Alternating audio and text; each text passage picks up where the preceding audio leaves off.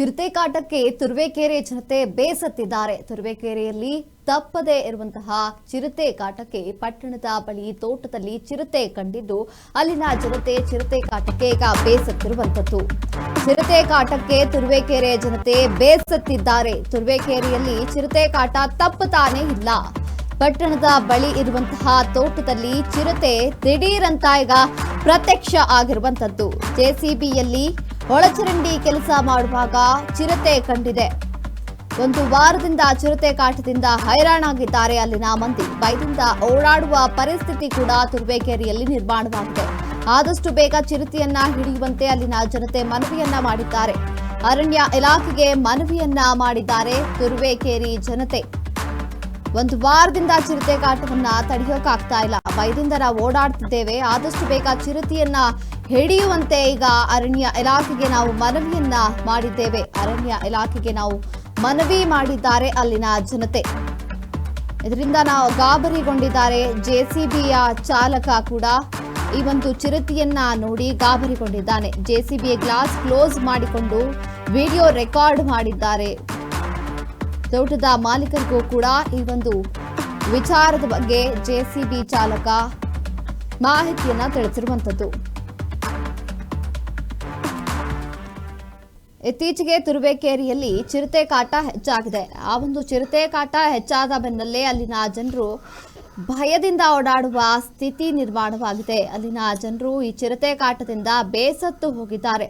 ಪಟ್ಟಣದ ಬಳಿ ಇರುವಂತಹ ತೋಟದಲ್ಲಿ ಚಿರತೆ ದಿಢೀರಂತ ಪ್ರತ್ಯಕ್ಷ ಆಗಿದೆ. ಜೆಸಿಬಿಯಲ್ಲಿ ಒಳಚರಂಡಿ ಕೆಲಸ ಮಾಡುತ್ತಿದ್ದಂತಹ ಜೆಸಿಬಿ ಚಾಲಕನಿಗೆ ಒಂದು ಚಿರತೆ ಕಾಣಿಸಿಕೊಂಡಿದೆ. ಒಂದು ವಾರದಿಂದ ಚಿರತೆ ಕಾಟದಿಂದ ಅಲ್ಲಿನ ಮಂದಿ ಹೈರಾಣಾಗಿ ಬಿಟ್ಟಿದ್ದಾರೆ.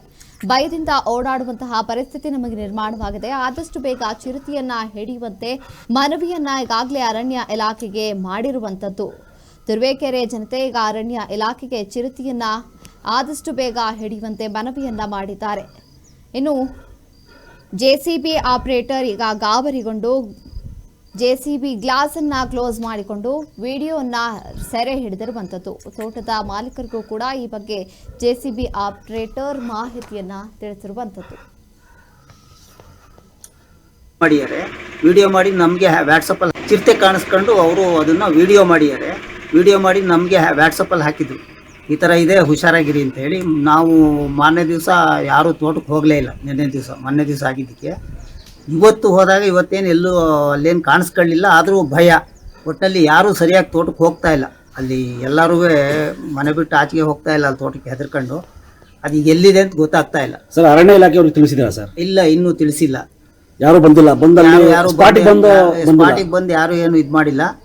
ಬೋನ್ ಹಾಕಿದ್ರೆ ಒಳ್ಳೇದು, ಸೇಫ್ಟಿ ಅಂತ ರೈತರಿಗೆ. ಸರ್, ಸಿಟಿ ಹೊಂದ್ಕೊಂಡಂಗೆ ಐತಲ್ಲ ಸರ್ ತೋಟ? ಸಿಟಿ ಒಳಗೆ ಲೆಕ್ಕ ಅದು. ಅಲ್ಲೆಲ್ಲ ಲೇಔಟ್ಗಳು ಆಗೋಗ್ಬಿಟ್ಟಿದೆ. ಆ ಚಿರತೆ ಕಾಣಿಸ್ಕೊಂಡಿರೋ ಜಾಗ ನಮ್ಮ ತೋಟದ ಹಿಂಭಾಗದಲ್ಲಿ ಲೇಔಟು ಮನೆಗಳಿವೆ. ಮುಂದ್ಗಡೆ ಚಿರತೆ ಕಾಣಿಸ್ಕೊಂಡಿರೋದು.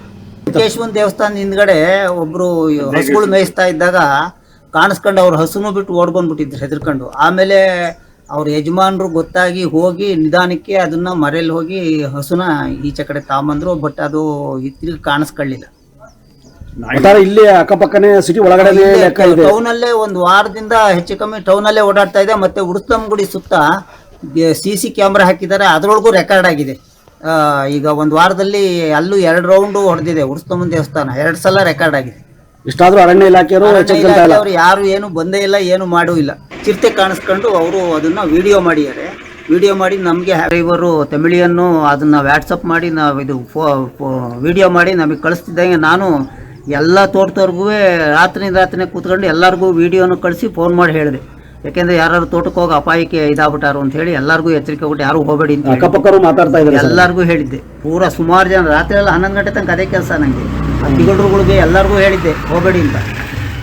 ಇವರು ತಮಿಳಿಯನ್ನು ಅದನ್ನ ವಾಟ್ಸಪ್ ಮಾಡಿ ನಾವು ಇದು ವಿಡಿಯೋ ಮಾಡಿ ನಮಗೆ ಕಳಿಸ್ತಿದ್ದಂಗೆ ನಾನು ಎಲ್ಲ ತೋಟದವ್ರಿಗೂ ರಾತ್ರಿ ಕೂತ್ಕೊಂಡು ಎಲ್ಲರಿಗೂ ವಿಡಿಯೋನು ಕಳಿಸಿ ಫೋನ್ ಮಾಡಿ ಹೇಳಿದೆ.